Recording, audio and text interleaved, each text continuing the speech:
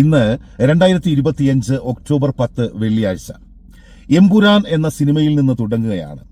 പൃഥ്വിരാജ് സംവിധാനം ചെയ്ത എമ്പുരാൻ എന്ന സിനിമ 2002 അതായത് 2 പതിറ്റാണ്ടുകൾക്ക് മുമ്പ് നമ്മുടെ രാജ്യത്ത് ഗുജറാത്തിൽ നടന്ന ഒരു വലിയ വർഗീയ കലാപത്തിന്റെ, ഒരു കൂട്ടക്കൊലയുടെ, നരഹത്യയുടെ, മനുഷ്യവേട്ടയുടെ കഥയാണ് അല്ലെങ്കിൽ ചരിത്രമാണ് പ്രമേയമാക്കിയത്. സത്യത്തിൽ ആ സിനിമ രാഷ്ട്രീയമായി തന്നെ വലിയ വിജയമായിരുന്നു എന്ന് നമുക്ക് പറയേണ്ടി വരുന്നതിന്റെ കാരണം എന്താണോ ആ സിനിമയുടെ അണിയറ പ്രവർത്തകർ, പ്രത്യേകിച്ചും സംവിധായകനും തിരക്കഥാകൃത്തും പറയാൻ ഉദ്ദേശിച്ചത്, അത് കൃത്യമായിട്ടും അവരുദ്ദേശിച്ചത് നടപ്പിൽ വരുത്താൻ കഴിഞ്ഞു, ചർച്ചയാക്കാൻ കഴിഞ്ഞു എന്നത് തന്നെയാണ്. ഗുജറാത്ത് കലാപം ഒരുപക്ഷെ നമ്മുടെ രാജ്യം മറന്നുപോയ, പ്രത്യേകിച്ചും പുതുതലമുറയ്ക്ക് അത്ര പരിചയം ഇല്ലാത്ത അങ്ങനെ ഒരു ചരിത്രത്തിന്റെ പഴയ ഇരുണ്ട അധ്യായങ്ങളിലേക്കാണ് പൃഥ്വിരാജും മുരളി ഗോപിയും ചേർന്ന് നമ്മുടെ രാജ്യത്തെ, ലോകമെമ്പാടുമുള്ള മലയാളികളെ ഒക്കെ കൂട്ടിക്കൊണ്ടുപോയത്. ആ സമയത്ത് ആ സിനിമ വലിയ വിവാദങ്ങൾ ഉണ്ടാക്കി. അതിന്റെ സെൻസറിംഗ് ഒക്കെ നടന്ന സമയത്ത് മലയാളത്തിന്റെ പ്രിയപ്പെട്ട എഴുത്തുകാരി സാറാ ജോസഫ് ഇങ്ങനെ എഴുതി: ഭീരുക്കൾ വെട്ടിമാറ്റിയ ചരിത്ര സത്യങ്ങൾ ഏച്ചുകൂട്ടാൻ കൈക്കരുത്തുള്ള ഒരു തലമുറ അങ്ങേക്കൊപ്പമുണ്ട് എന്ന് പൃഥ്വിരാജിന് പിന്തുണ പ്രഖ്യാപിച്ചുകൊണ്ട് സാറാ ജോസഫ് എഴുതി. എനിക്ക് തോന്നുന്നു എമ്പുരാൻ എന്ന സിനിമ പോലെ സമാനമായി തോന്നുകയാണ് 2023 ഒക്ടോബർ 7 ഹമാസ് ഇസ്രയേലിലേക്ക് നടത്തിയ മിന്നൽ ആക്രമണവും അതിനെ തുടർന്ന് കഴിഞ്ഞ 2 വർഷങ്ങളിലായി ഇസ്രയേൽ ഹമാസിനെതിരെ നടത്തിയ യുദ്ധം, അതുപോലെ ഗസയിലേക്ക് നടത്തിയ യുദ്ധം അല്ലെങ്കിൽ ആക്രമണം, ആ കൂട്ടക്കൊല, അത് ലോകമെമ്പാടും മറന്നുപോയ ഒരു ചരിത്രത്തെ, പലസ്തീൻ എന്ന രാജ്യം, അങ്ങനെ ഒരു രാജ്യം ഈ ലോകത്തുണ്ടായിരുന്നു എന്ന ചരിത്രത്തെ ഓർമ്മിപ്പിക്കുകയായിരുന്നു. ലോകമെമ്പാടുമുള്ള മനുഷ്യർക്കിടയിൽ അങ്ങനെ തമസ്കരിക്കപ്പെട്ട, വെട്ടിമാറ്റിയ ഒരു ചരിത്ര സത്യത്തെ, ഗസയെ, വെസ്റ്റ് ബാങ്കിനെ, പലസ്തീൻ എന്ന രാഷ്ട്രത്തെ ലോക മനസാക്ഷിക്ക് മുൻപിൽ തുറന്നു കാണിക്കുകയായിരുന്നു. അങ്ങനെയാണ് ലോകത്തിന്റെ നെറുകയിലേക്ക് പലസ്തീന്റെ പതാക ഇങ്ങനെ വന്നു നിൽക്കുന്നത്. 2 വർഷങ്ങൾക്കിപ്പുറത്ത് നമ്മൾ കഴിഞ്ഞ ദിവസങ്ങളിൽ, ആഴ്ചകളിലൊക്കെ നമ്മൾ കണ്ടു, യൂറോപ്യൻ രാജ്യങ്ങളിലടക്കം, ലോകത്തിന്റെ വിവിധ കോണുകളിൽ, വൻ നഗരങ്ങളിലടക്കം പലസ്തീന്റെ പതാകകളും ഏന്തിക്കൊണ്ടുള്ള വലിയ പ്രതിഷേധ പ്രകടനങ്ങൾ, പ്രക്ഷോഭങ്ങൾ, അത് ഇസ്രയേലിനെതിരായിരുന്നു.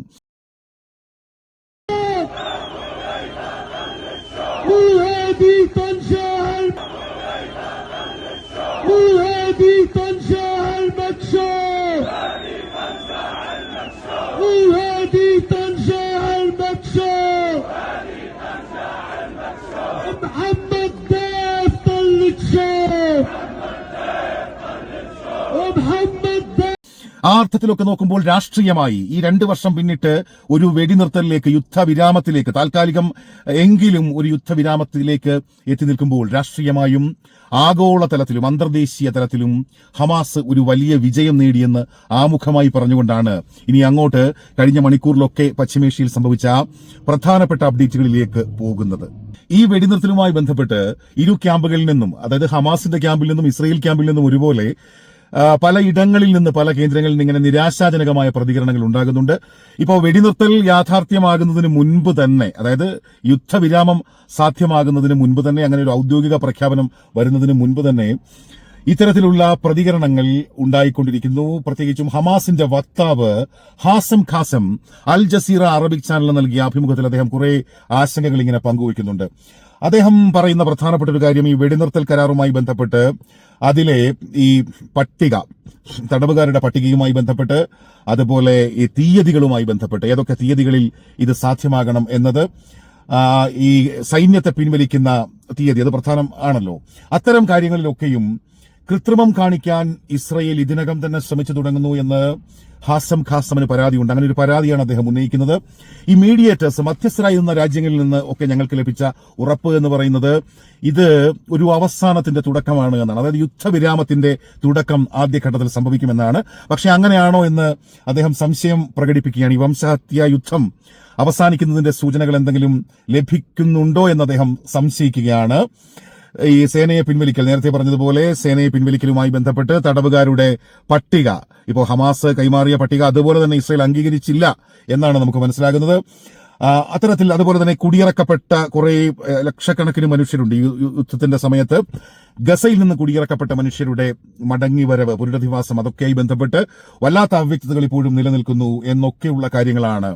അപ്പോ ഈ ചർച്ചയുടെ സമയത്ത് അല്ലെങ്കിൽ എഗ്രിമെന്റിൽ ഇസ്രയേൽ ഒപ്പുവെച്ച എഗ്രിമെന്റിൽ അല്ലെങ്കിൽ ഒപ്പുവെച്ചു എന്ന് പറയാൻ കഴിയില്ലെങ്കിലും ഇസ്രയേൽ അംഗീകരിച്ച എഗ്രിമെന്റുമായി ബന്ധപ്പെട്ട് അതിലെ വ്യവസ്ഥകൾ പാലിക്കാൻ, വാക്ക് പാലിക്കാൻ ഇസ്രയേൽ തയ്യാറാകണമെന്ന് അദ്ദേഹം പറയുന്നു. ഞങ്ങളെ സംബന്ധിച്ചിടത്തോളം ഈ കരാർ ഞങ്ങളുടെ ജനങ്ങൾക്കെതിരായ രൂക്ഷമായ യുദ്ധത്തിന്റെ അവസാനമാണ് എന്നാണ് അദ്ദേഹം പറയുന്നത്. മറ്റൊന്നും കൊണ്ടല്ല ഞങ്ങൾ ഈ കരാറിലേക്ക് വന്നത്. ഞങ്ങളുടെ ജനങ്ങൾക്ക്, ഗസയിലെ ജനങ്ങൾ 70,000-ഓളം പേർ രക്തസാക്ഷികളായ ആക്രമണമായിരുന്നു ഇസ്രയേലിന്റെ ഭാഗത്തു നിന്നുണ്ടായത്. ഞങ്ങൾ ഓരോ ദിവസവും ഞങ്ങളുടെ ആളുകൾ, ഞങ്ങളുടെ മനുഷ്യർ അവരുടെ ജീവൻ കുരുതി കൊടുക്കപ്പെട്ടുകൊണ്ടിരുന്നത്, അതിനെ ചെറുക്കാൻ അല്ലെങ്കിൽ അതിനൊരു തടയിടാനാണ് തങ്ങൾ ഏറ്റവും പ്രധാനമായും ഇങ്ങനെ ഒരു ഡീലിലേക്ക് വന്നത് എന്ന് അവരുടെ വക്താവ് തന്നെ പറയുകയാണ്. നേരത്തെ തന്നെ ഇതുമായി ബന്ധപ്പെട്ട് ചില വ്യക്തതകൾ ഹമാസ് വരുത്തിയിരുന്നു. ഈ കരാറുമായി ബന്ധപ്പെട്ട് അവർ പറഞ്ഞത്, ഈ മഹത്തായ ത്യാഗങ്ങൾ, ഈ 70,000-ഓളം പേരുടെ ജീവത്യാഗം, അതിലവരുടെ പ്രധാനപ്പെട്ട നേതാക്കളുണ്ട്. ഇസ്മയിൽ ഹനിയ, ഹമാസിന്റെ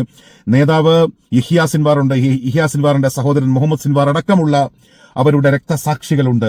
അതുപോലെ 70,000-ഓളം ജീവനുകളുണ്ട്. 1.5 ലക്ഷത്തിലധികം പേർക്ക് പരിക്കേറ്റു. 10,000-ഓളം പേരെ കാണാനില്ല. ഇതൊക്കെ അടക്കമുള്ള വലിയ വലിയ ത്യാഗങ്ങൾ അവർക്ക് സഹിക്കേണ്ടി വന്നു ഈ 2 വർഷക്കാലം കൊണ്ട്. ഈ മഹത്തായ ത്യാഗങ്ങളും നിലപാടുകളും ഇസ്രയേലിന്റെ അധിനിവേശ പദ്ധതിയെ, കുടിയിറക്കലിനെ പരാജയപ്പെടുത്തിയെന്നാണ് ഹമാസ് പറയുന്നത്. ഈ വെടിനിർത്തലുമായി ബന്ധപ്പെട്ട ചർച്ചകൾ നടക്കുമ്പോഴും അതിനെ അംഗീകരിക്കുമ്പോഴും ട്രംപിന് മറുപടി കൊടുക്കുമ്പോഴും ഒക്കെ ഞങ്ങളുടെ ജനങ്ങളുടെ ദേശീയാവകാശങ്ങൾ ഉപേക്ഷിക്കില്ല എന്നവർ ഉറപ്പിച്ചു പറഞ്ഞിരുന്നു. സ്വാതന്ത്ര്യം, സ്വയം നിർണയാവകാശം എന്നിവ നേടിയെടുക്കുമെന്ന് തന്നെയാണ് ഹമാസ് കഴിഞ്ഞ മണിക്കൂറുകളിൽ വരെ പറഞ്ഞത്. ട്രംപിന്റെ പദ്ധതി അല്ലെങ്കിൽ പ്രപ്പോസലിന് ഭാഗികമായി അംഗീകാരം കൊടുത്തുകൊണ്ടൊക്കെ ഹമാസ് പറഞ്ഞത് ഈ കാര്യങ്ങൾ ഒക്കെയാണ്. അപ്പോ അതിനിടയിലാണ് ഇത്തരത്തിൽ ഹാസം ഖാസമിന്റെ ഭാഗത്തു നിന്ന് അദ്ദേഹത്തിന് നിരാശയുണ്ട്, അല്ലെങ്കിൽ ഹമാസിന്റെ ചില നേതാക്കൾക്കെങ്കിലും നിരാശയുണ്ട് എന്ന തരത്തിലുള്ള പ്രതികരണങ്ങൾ വരുന്നത്. ഇനിയിപ്പോ നമ്മൾ ഇസ്രയേലിലേക്ക് വന്നാൽ, ഇസ്രയേലിന്റെ ഉപപ്രധാനമന്ത്രി, ഡെപ്യൂട്ടി പ്രൈം മിനിസ്റ്റർ എന്ന് പറയാവുന്ന അവിടുത്തെ ജസ്റ്റിസ് മിനിസ്റ്റർ കൂടിയാണ്, നീതിന്യായ മന്ത്രി കൂടിയായ യാരിവ് ലെവിൻ പറയുന്ന ഒരു കാര്യമുണ്ട്. ഈ കരാറിനെ സ്വാഗതം ചെയ്യുന്നു, പക്ഷേ ഇതിന് ഞങ്ങൾ കനത്ത വില കൊടുക്കേണ്ടി വന്നു എന്നാണ് അദ്ദേഹം പറയുന്നത്. അതായത് ഈ ബന്ദിമോചനത്തിന് പകരമായി ഇത്രയധികം പേരെ, അദ്ദേഹത്തിന്റെ ഭാഷയിൽ തീവ്രവാദികളെയാണ്, ഇത്രയധികം ഭീകരവാദികളെ വിട്ട് അയക്കേണ്ടി വരുന്നു. 250 തീവ്രവാദികളെ വിട്ടയക്കേണ്ടി വരുന്നു. 1700-ഓളം പലസ്തീനികളെ വിട്ടയക്കേണ്ടി വരുന്നു. അപ്പൊ അത്തരത്തിൽ വലിയൊരു വില ഇസ്രയേൽ ഒടുക്കി കരാറിന് വേണ്ടി എന്നാണ് അദ്ദേഹം പറയുന്നത്. അതുപോലെ ഈ ഹമാസ് വീണ്ടും ആയുധം എടുക്കാതെ ഇരിക്കാനുള്ള ഉറപ്പുകൾ ഞങ്ങൾ നടത്തേണ്ടി വരും, ഞങ്ങൾ ആ നിലയ്ക്കുള്ള നിയന്ത്രണങ്ങൾ തുടരും എന്നൊക്കെ ഇദ്ദേഹം പറയുന്നു. ഞങ്ങളുടെ അതിർത്തികൾക്ക് സമീപം ഇനിയൊരു മുൻനിര ഭീകരതാവളം ഉണ്ടാകില്ല എന്ന് ഞങ്ങൾ ഉറപ്പിക്കുമെന്നൊക്കെയാണ് അദ്ദേഹം പറയുന്നത്. അപ്പൊ ആ നിലയ്ക്ക് ഇപ്പൊ ഇസ്രയേലിന്റെ ഭാഗത്ത് എന്ന് പറഞ്ഞാൽ, ഇപ്പൊ ഇസ്രയേല് ഇത് ക്യാബിനറ്റിൽ വോട്ടിനിട്ടപ്പോ 2 പാർട്ടികൾ, ഒന്ന് റിലീജിയസ് സയനിസ്റ്റ് പാർട്ടി, അതുപോലെ ഒസ്മാ യഹൂദിത്വ പാർട്ടി, സ്മോട്രിഷിന്റെയും അതുപോലെ ഇറ്റാമിർ ബെൻഗുറിന്റെയും പാർട്ടി, ആ 2 പാർട്ടികളുടെയും മന്ത്രിമാർ കൃത്യമായിട്ടും ഈ പ്രപ്പോസലിനെ എതിർത്ത് വോട്ട് ചെയ്തു. വെടിനിർത്തൽ കരാറിന് എതിരായി വോട്ട് ചെയ്തു. മറ്റുള്ളവരെല്ലാം അനുകൂലിച്ച് വോട്ട് ചെയ്തു. അപ്പൊ അതായത് അവിടുത്തെ തീവ്ര പ്രതിപക്ഷത്തിന് കൃത്യമായിട്ടും ഈ വെടിനിർത്തലുമായി ബന്ധപ്പെട്ട് ഹമാസുമായുള്ളൊരു ധാരണയിലെത്തുന്നു എന്നൊക്കെയുള്ളത് അവരെ സംബന്ധിച്ച് വലിയ നിരാശാജനകമായ കാര്യങ്ങളാണ്. അപ്പൊ ഈ കാര്യങ്ങൾ ഇത്തരത്തിൽ ഇരു ക്യാമ്പുകളിലും പടർന്നുകൊണ്ടിരിക്കുന്ന നിരാശയുടെ ഈ ഒരു സാഹചര്യം പറയുമ്പോഴാണ് നമുക്ക് ഇതിൽ ഹമാസ്, പലരിപ്പോ പശ്ചിമേഷ്യയിലെ ചില മാധ്യമങ്ങൾ, അത് ഇസ്രയേൽ മാധ്യമങ്ങൾ തന്നെ, അവിടെയുള്ള കോളമിസ്റ്റുകളൊക്കെ വിലയിരുത്തുന്ന ഒരു കാര്യമുണ്ട്. ഇത് ഹമാസിനെ സംബന്ധിച്ച് വിജയമാണ്, ഹമാസാണ് അൾട്ടിമേറ്റ് ആയിട്ട് ഈ ഒരു ഡീലിൽ വിജയിച്ചത്. പക്ഷേ നമുക്കറിയാം, നമ്മുടെ നാട്ടിലെ പല മാധ്യമങ്ങളും അങ്ങനെയല്ല, ഹമാസ് തലകുത്തി വീണു എന്ന് പറഞ്ഞുകൊണ്ട് വലിയ ബ്രഹ്മാണ്ഡമിളക്കിയിരുന്നു. ഈ ഒക്ടോബർ 4-ാം തീയതി ഹമാസ് ഈ മറുപടി കൊടുത്തപ്പോൾ, ട്രംപിന് മറുപടി കൊടുത്തപ്പോൾ തന്നെ അതൊരു ഭാഗികമായ അംഗീകരിക്കൽ പോലുമല്ല. അതിലെ 20 വ്യവസ്ഥകളിൽ അല്ലെങ്കിൽ 20 പോയിന്റുകളിൽ 4-5 പോയിന്റുകൾ മാത്രമാണ് ഹമാസ് അംഗീകരിച്ചത് എങ്കിൽ പോലും ഇതാ ഹമാസ് കീഴടങ്ങി എന്നൊക്കെ പറഞ്ഞുള്ള വലിയ നമ്മുടെ സാറ്റലൈറ്റ് ചാനലുകൾ പോലും വലിയ ചർച്ചയൊക്കെ നടത്തുന്ന സാഹചര്യമൊക്കെ ഉണ്ടായല്ലോ. അപ്പൊ ഹമാസിന്റെ നേട്ടങ്ങളുമായി ബന്ധപ്പെട്ട് നമ്മളിങ്ങനെ പരിശോധിച്ച് വരുമ്പോൾ, ഒന്ന്, ഇപ്പോ ഈ അന്താരാഷ്ട്ര സേനയെ വിന്യസിക്കുമെന്നൊക്കെ പറയുന്നുണ്ട്. IDF അങ്ങോട്ട് വിഡ്രോ ചെയ്ത് കഴിഞ്ഞാൽ ഒരു ISF വരും, ഇന്റർനാഷണൽ സ്റ്റെബിലൈസേഷൻ ഫോഴ്സ് വരും എന്നൊക്കെ പറയുമ്പോഴും ISF അല്ലല്ലോ ആദ്യം വരുന്നത്, IDF ആദ്യം പിൻവാങ്ങുകയാണ് ചെയ്യുന്നത്. ഇവിടുത്തെ ആദ്യം നടക്കുന്ന കാര്യം എന്താണെന്നറിയോ? ഇവിടുത്തെ ആദ്യം നടക്കുന്ന കാര്യം, ദ വെരി ഫസ്റ്റ് സ്റ്റെപ്പ് എന്ന് പറഞ്ഞാൽ വെടിനിർത്തലാണ്, യുദ്ധം അവസാനിപ്പിക്കലാണ്. ആദ്യം വെടിനിർത്തൽ നിലവിൽ വരുന്നു. അതിനുശേഷം IDFന്റെ വിഡ്രോവലാണ്, IDF പിന്മാറുകയാണ്. ഗസയിൽ നിന്ന് പൂർണ്ണമായും പിൻവാങ്ങുക എന്നുള്ളതല്ല, ഗസയുടെ പകുതി ഇടത്തു നിന്ന് തന്നെ പിന്മാറിയിട്ട് ഏതാണ്ട് 50%-ലധികം പ്രദേശം അവരുടെ നിയന്ത്രണത്തിൽ എന്നുള്ള നിലയിൽ, ഒരു യെല്ലോ ലൈൻ എന്നോ മറ്റോ ആണ് അതിനെ വിശേഷിപ്പിക്കുന്നത്, ആ ലൈൻ വരെ IDF പിന്മാറുന്നു. അതിനുശേഷമുള്ള 72 മണിക്കൂർ സമയം കൊണ്ടാണ് ഈ ബന്ദികളുടെ മോചനം നടക്കുന്നത്. അതായത് ആദ്യം തന്നെ ഇസ്രയേൽ സേന വെടിനിർത്തി പകുതിയോളം പിൻവാങ്ങുന്നു എന്നുള്ളൊരു റിയാലിറ്റി ഉണ്ട്. അതൊന്ന്. ആ സമയത്തൊക്കെ ഈ ഗസയുടെ നിയന്ത്രണം ആർക്കായിരിക്കും? അത് ഹമാസിനായിരിക്കും. അതിനുശേഷം ഇനി എന്താണ് ഈ ഫസ്റ്റ് ഫേസിൽ ഇന്റർനാഷണൽ സ്റ്റെബിലൈസേഷൻ ഫോഴ്സിനെ കുറിച്ച് ഒന്നുമേ പറയുന്നില്ല. അതിന്റെ വിശദാംശങ്ങളിൽ ഇപ്പൊ ട്രംപ് അതുമായി ബന്ധപ്പെട്ട് പറഞ്ഞ കാര്യങ്ങളിലേക്ക് നമുക്ക് വരാം. അപ്പൊ ആ സമയത്തൊക്കെ ആ ദിവസങ്ങളിലൊക്കെ കൃത്യമായിട്ടും ഈ സ്റ്റെബിലൈസേഷൻ ഫോഴ്സ് യാഥാർത്ഥ്യമാകുന്ന സമയം വരെ ഗസയുടെ നിയന്ത്രണം ഹമാസിനായിരിക്കും എന്നൊരു റിയാലിറ്റി ഉണ്ട് അവിടെ. അത് പ്രധാനപ്പെട്ട ഒരു കാര്യമാണ്. അതുപോലെ ഈ യാരിവ് ലെബൻ പറഞ്ഞതുപോലെ ഇസ്രായേൽ ജയിലുകളിൽ കഴിയുന്ന പലസ്തീൻ തടവുകാര് അവർ ചില്ലറക്കാരൊന്നുമില്ല. അപ്പൊ 250 പേരെന്ന് പറയുമ്പോൾ നമുക്ക് അറിയില്ല, ഹമാസ് കൊടുത്ത എല്ലാ പേരുകളും അംഗീകരിച്ചോ എന്ന് നമുക്കറിയില്ല. പക്ഷെ അതിൽ തന്നെ നമുക്കറിയാം നിരവധി പേർക്ക് നമ്മൾ ഈ 3 ജീവപര്യന്തം 4 ജീവപര്യന്തം എന്നൊക്കെ കേട്ടിട്ടുണ്ട്. പക്ഷെ നിങ്ങൾ 54 ജീവപര്യന്തം എന്നൊക്കെ കേട്ടിട്ടുണ്ടോ? അല്ലെങ്കിൽ 36 ജീവപര്യന്തം എന്നൊക്കെ കേട്ടിട്ടുണ്ടോ?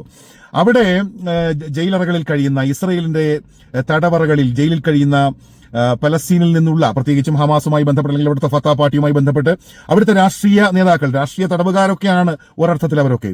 പക്ഷെ അവരെയൊക്കെ കൊടും കുറ്റവാളികളാണ് എന്ന നിലയ്ക്ക് 54 ജീവപര്യന്തമൊക്കെ വിധിച്ച ആളുകളൊക്കെ ആ കൂട്ടത്തിലുണ്ട്. അപ്പൊ അവരിൽ പലരെയും വിട്ടയക്കേണ്ടി വരുന്നു എന്നൊക്കെയുള്ളൊരു യാഥാർത്ഥ്യം ഇവിടെ നിൽക്കുമ്പോൾ, നേരത്തെ അവിടുത്തെ ഈ ജസ്റ്റിസ് മിനിസ്റ്റർ പറഞ്ഞതുപോലെ, നീതി മന്ത്രി പറഞ്ഞതുപോലെ, ഇതിൽ വലിയ വില ഇസ്രായേൽ ഒടുക്കേണ്ടി വന്നു എന്നുള്ളതാണ്. അതും ഹമാസിനെ സംബന്ധിച്ച് ഈ ഡീലിൽ ഒരു മേൽക്കൈ, ഈ ഫസ്റ്റ് ഫേസിൽ തന്നെ ഒരു മേൽക്കൈ നൽകുന്ന ഘടകമാണ്. അതുപോലെ അതിൽ മറ്റൊരു കാര്യമുള്ളത്, ഇപ്പൊ ഹമാസ് ജയിലുകൾ ഒഴിപ്പിക്കും, അതായത് ഇസ്രായേലിലെ ജയിലുകൾ ഞങ്ങളുടെ പ്രവർത്തകരെ കൊണ്ട്, ഞങ്ങളുടെ ജനങ്ങളെ കൊണ്ട് നിറച്ചിരിക്കുന്ന ഇസ്രായേലിലെ ജയിലുകൾ ഞങ്ങൾ ഒഴിപ്പിക്കുമെന്നുള്ളൊരു വാഗ്ദാനം അവർ മുന്നോട്ട് വെച്ചിരുന്നു, നൽകിയിരുന്നു. അത് ഭാഗികമായെങ്കിലും, പൂർണ്ണമായെന്ന് ഒരിക്കലും നമുക്ക് പറയാൻ പറ്റില്ല, ഭാഗികമായെങ്കിലും അവർക്കത് പാലിക്കാൻ കഴിയുന്നു എന്നുള്ളത് വളരെ പ്രധാനപ്പെട്ട കാര്യം. അതുപോലെ തന്നെ ഗസയിൽ ഇപ്പോഴും ഹമാസ് ഉണ്ട്. ഹമാസ് എങ്കിൽ പിന്നെ ആയുധം വെച്ച് കീഴടങ്ങി എങ്ങോട്ടെങ്കിലും ഓടിപ്പോയിട്ടൊന്നുമില്ലല്ലോ. അപ്പൊ ഇപ്പോഴും ഹമാസ് ഗസയുടെ നിയന്ത്രണം ഏറ്റെടുത്തുകൊണ്ട് ഇപ്പോഴും ഇനിയൊരു അറിയിപ്പുണ്ടാകുന്നതുവരെ എന്നൊക്കെ നമ്മൾ പറയുന്ന പോലെ അടുത്തൊരു ഫേസ്, അതിലെപ്പോഴെങ്കിലും ഡീമിലിറ്ററൈസേഷന് ഹമാസ് തയ്യാറാകുന്നതുവരെ ഹമാസ് അവിടെയുണ്ട് എന്നുള്ളതാണ് പ്രധാനപ്പെട്ട കാര്യം. രണ്ടാമത്തെ അല്ലെങ്കിൽ അടുത്ത മറ്റൊരു പ്രധാനപ്പെട്ട കാര്യം എന്ന് പറഞ്ഞാൽ, വീണ്ടും ഒരു ആക്രമണം ഉണ്ടാകില്ല എന്ന ഉറപ്പിന്റെ പുറത്താണ് ബന്ദികളെ വിട്ടയക്കുന്നത് ഹമാസ്. അതായത് ബന്ദികളെ വിട്ടയച്ചു കഴിഞ്ഞാൽ ഹമാസിന് നൽകിയിരിക്കുന്ന, മീഡിയേറ്റേഴ്സ് നൽകിയിരിക്കുന്ന ഏറ്റവും പ്രധാനപ്പെട്ട ഉറപ്പ്, ഒരിക്കൽ കൂടി ഇസ്രായേൽ ഗസയിലേക്ക് ആക്രമണം നടത്തില്ല എന്നാണ്.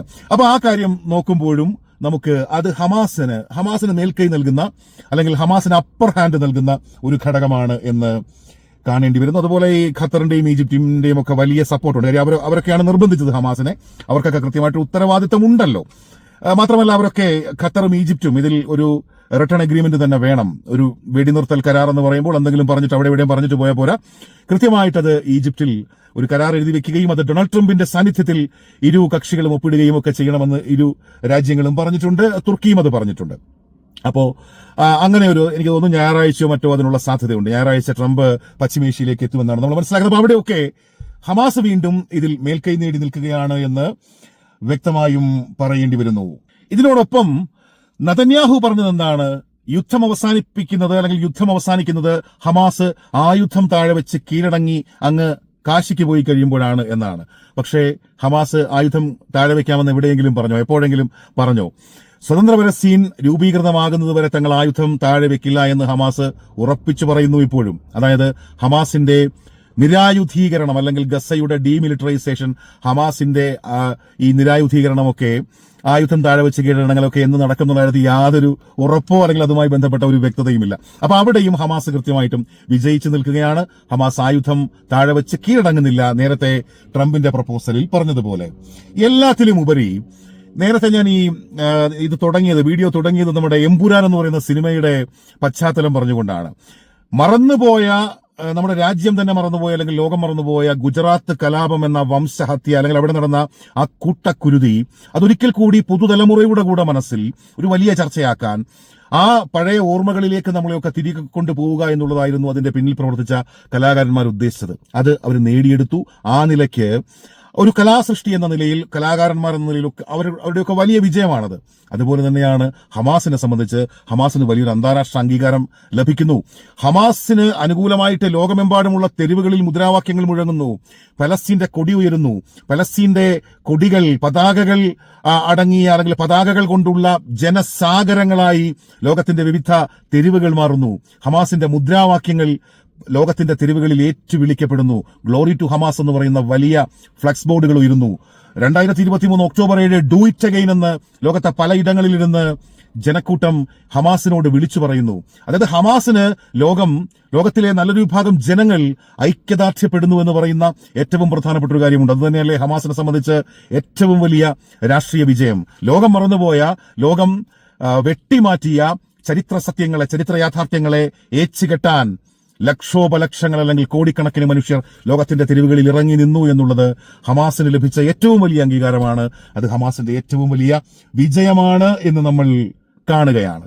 ഏതായാലും ഇപ്പോഴത്തെ ഒരു ലോക അന്തരീക്ഷത്തിൽ മുൻപൊക്കെ സംഭവിച്ചതുപോലെ വളരെ പെട്ടെന്ന് ഇനി അങ്ങോട്ട് ഈ സീസ് ഫയർ അഗ്രിമെന്റ് ഒക്കെ തെറ്റിച്ചുകൊണ്ട്, അല്ലെങ്കിൽ വെടിനിർത്തൽ കരാറൊക്കെ ലംഘിച്ചുകൊണ്ട് ഗസയിലേക്ക് ഏകപക്ഷീയമായി വളരെ പെട്ടെന്ന് ഇസ്രയേൽ കയറി ആക്രമണം നടത്താൻ സാധ്യതയില്ല എന്ന് തന്നെയാണ് കരുതേണ്ടത്. പക്ഷേ ഇതൊരു ലോങ് ലാസ്റ്റിംഗ് പീസ് ഡീലാണ്, അല്ലെങ്കിൽ എവർ ലാസ്റ്റിംഗ് പീസ് ഡീലാണ്, ഇതൊരു ശാശ്വതമായ സമാധാന ഉടമ്പടിയാണെന്നോ ഒക്കെ വിശ്വസിക്കാൻ തക്കവണ്ണം നിഷ്കളങ്കരല്ലല്ലോ നമ്മളൊന്നും. ഏതായാലും നമുക്ക് കാത്തിരിക്കാം.